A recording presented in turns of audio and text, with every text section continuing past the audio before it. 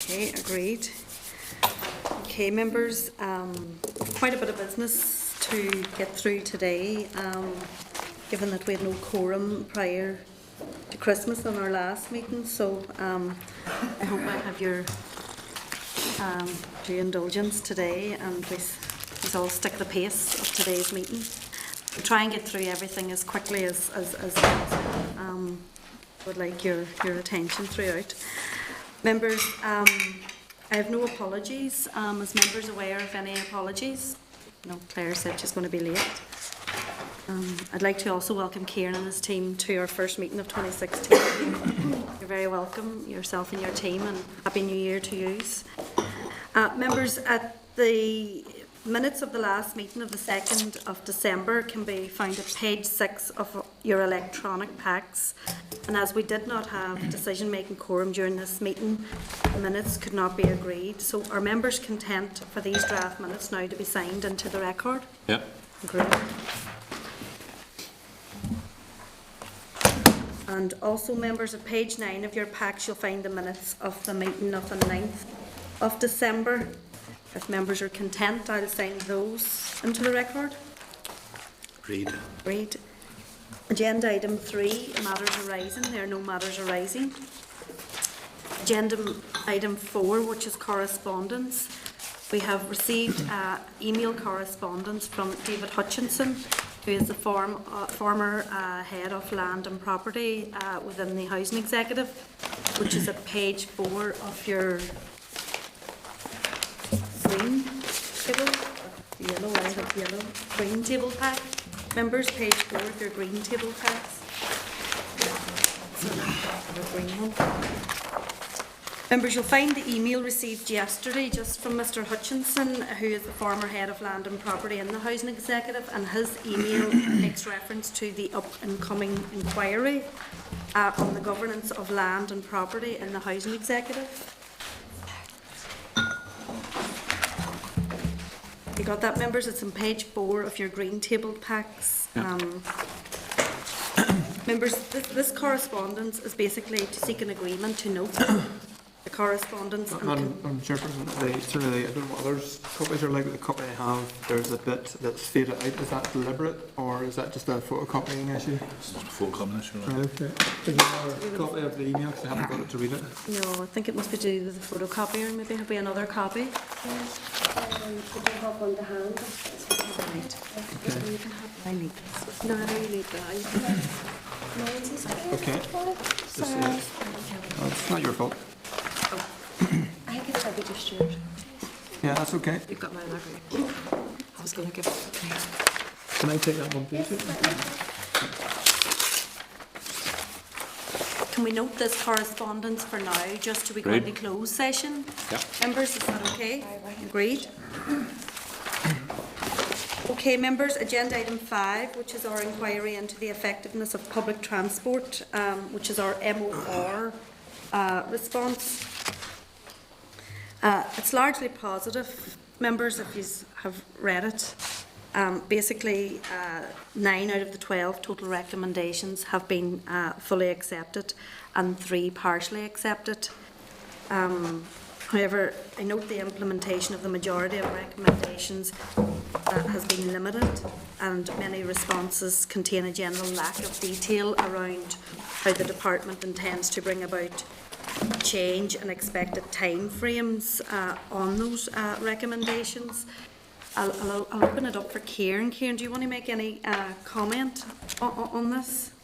I do agree. Broadly, it's a positive response, but there are probably a couple of recommendations that's worth touching on.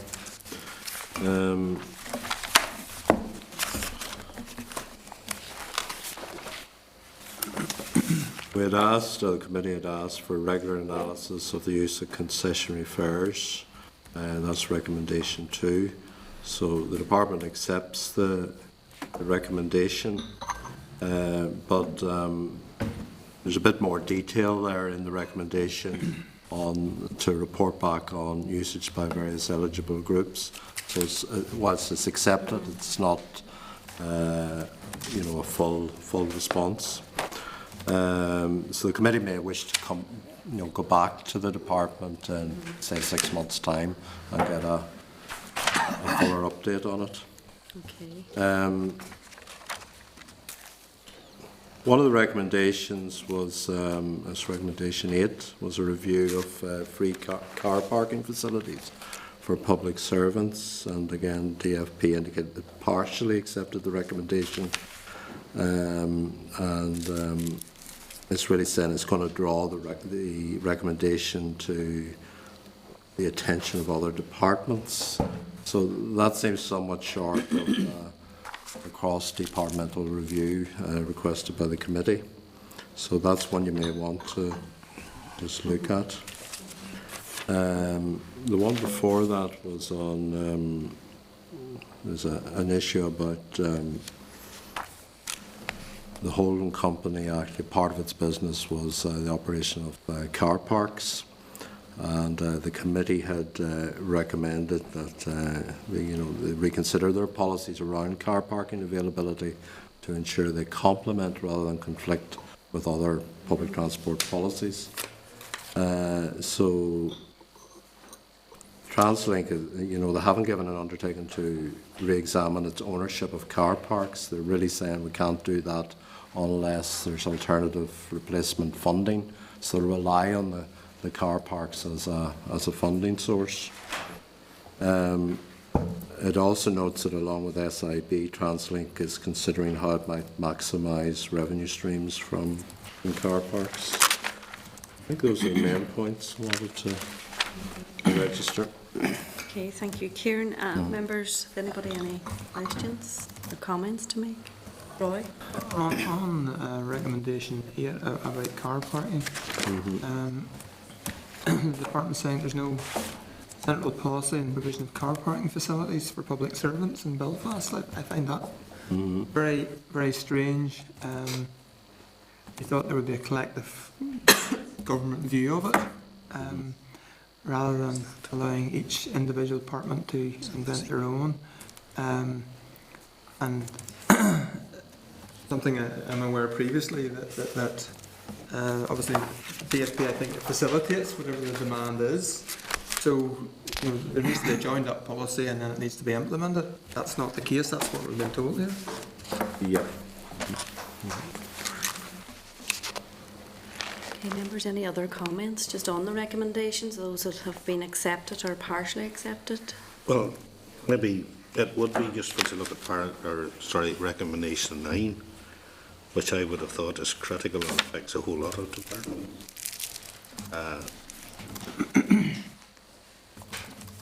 Well, I would have thought the recommendation as we set it out was perfectly reasonable.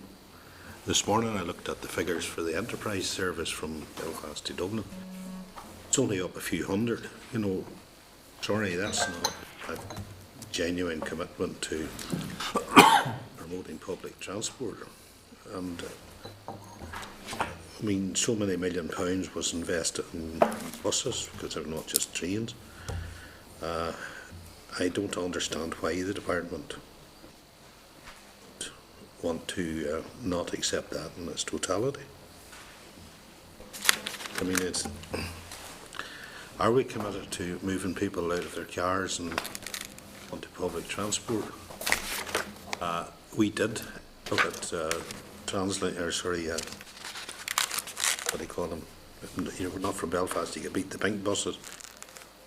They're okay, but Ulsterbus, no significant move at all from car to bus, apart from one or two good examples like the 212 from Derry to Belfast. It seems to be working very well. So I'm not happy that I don't accept their argument.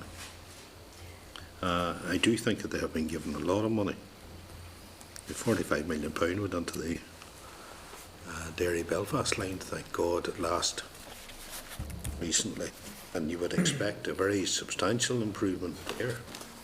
And fair enough, there has been. I think if you were talking to TransLink, they would tell you there is scope for a lot more. And it's the department that's misjudged this one. Members, can I suggest that due to the lack of detail provided and a general absence of the tangible timeframes that we request an update on this MOR, maybe in 6 months' time, rather than the usual 12 months, you know, and maybe we could put in those points that John and others have made. Would that be suffice, maybe, rather than the 12-month MOR update, get a 6-month one? Yeah, that's fair enough. Yep, agreed.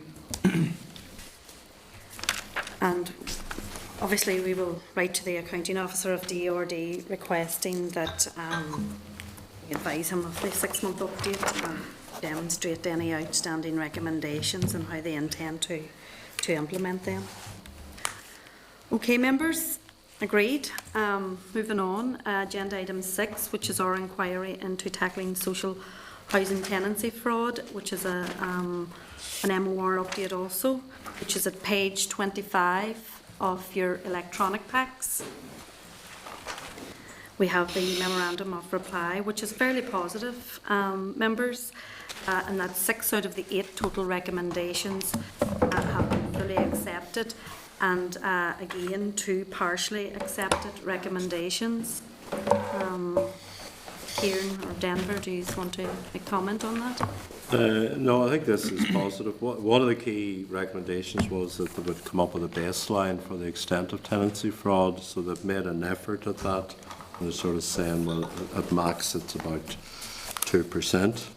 The proof is in the pudding here, but post our report, the number of fraud referrals sent to us has doubled. I think Roger is with about 400. 460 executive homes were recovered last year. 460 homes, so that's double from what it was previously. So that's quite a lot. So I think that there has been an impact on this. Okay. Yeah, it is a largely positive response. Members, any comments to make on that? No. Okay, members, moving on to agenda item 7, which is the governance of land and property in the housing executive. It's the introduction to our briefing. And members, just to be clear, this is our land deals one. Just if anybody, when I saw governance of land and property, I just kind of thought this is another one, but it is the land deals. We shortened the paragraph. It's at page 42, members of your electronic packs. You'll find a copy of the Audit Office report into land and property in the housing executive, and it's also at page 118 of your electronic packs. You'll see the briefing paper, which has also been provided. Here, and I'd like to welcome Denver and Roger here this afternoon to give a brief introduction into the report, and then we'll move into closed session for a further briefing. Thank you very much, Chair. The Housing Executive is one of Northern Ireland's largest landholders, and some of this land is considered as undeveloped land and is used to support the construction of new housing retained for future use, or classified as surplus to needs and disposed of. Now, our report covers the period 2004 to 2010. And during the early part of this period, the property market, as you know, in Northern Ireland was very buoyant, and this led to developers approaching the Housing Executive to acquire land. Just to give you a flavour of the scale of the figures here, if you turn to figure 3 in the report.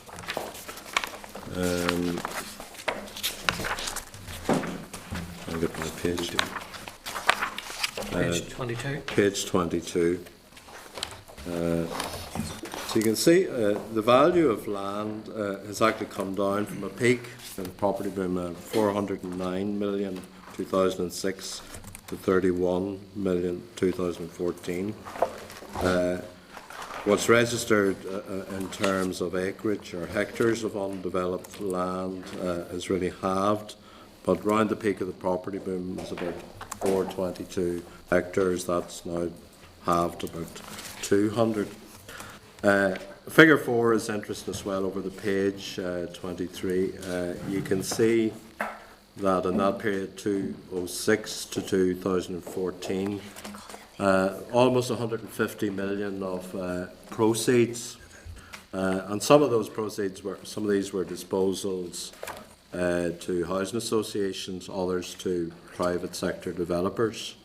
But what's interesting in that figure 4 is most of the activity was around 2007, 2008. So you can see 2007, nearly 60 million of proceeds, 36 million the following year. That's gone down to a trickle really this last few years. Last year, 2014, just 2.3 million. So there's a lot of activity around the peak of the property boom. Now, this is an area that the committee has looked at before in other contexts. Disposal of land property dealt with on the military sites report. It's an area where controls really need to be absolutely watertight. And that's not just for value for money reasons. They need to be really tight, because they're an important safeguard against corruption. So the controls have two purposes: to ensure good value for money and to act as a safeguard against corruption. In this particular report, we go as far to say at that time, around the peak of the property boom, there was a breakdown in controls. And we don't make that statement lightly. It's not just that there was an isolated breach here and there. In our view, there was a systemic failure of controls. It's not that each control broke down in every single case, but overall there was a very, very poor control framework. Now, I'll give you a sort of an idea of that. If you turn to part 2 of the report, 2.1, it's the very first paragraph, and you'll see a litany of bullet points there. So these are the sort of controls we'd expect to see, just as good practice. So controls around conflicts of interest. In this there were fundamental conflicts that weren't well handled. The importance of land being advertised in the open market, or where it's not advertised in the open market, very clear rationale as to the case for doing that. The importance of obtaining up-to-date valuations, the importance of having proper delegated approval levels, proper business cases, and the importance of board oversight, where there are disposals that the board of the organisation would have a grip on what is going on. In this case, a lot of things were happening that the board weren't cited on.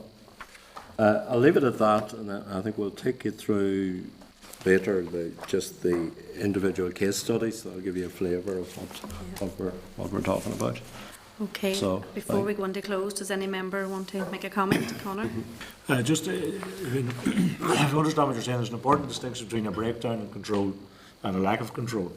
It means there were adequate controls, at least on paper, and people either set them aside, overrode them, or blustered their way through them. Well, it's probably slightly nuanced in that, where there's actually an existing control and it's not been observed, so that's a non-compliance issue.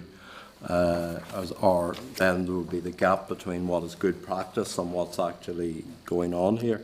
I think fair Denver to say it's a mixture of both in this, where the control environment isn't up to good practice standards on one hand, and on the other hand, where there were controls in place but they weren't being observed or complied with.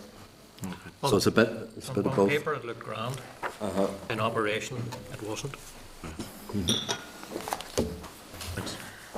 Okay, members, can I get an agreement to go into closed session for further discussion and fuller briefing on this? Agreed? Great. Okay. Is the Northern Ireland Assembly Committee Room 29.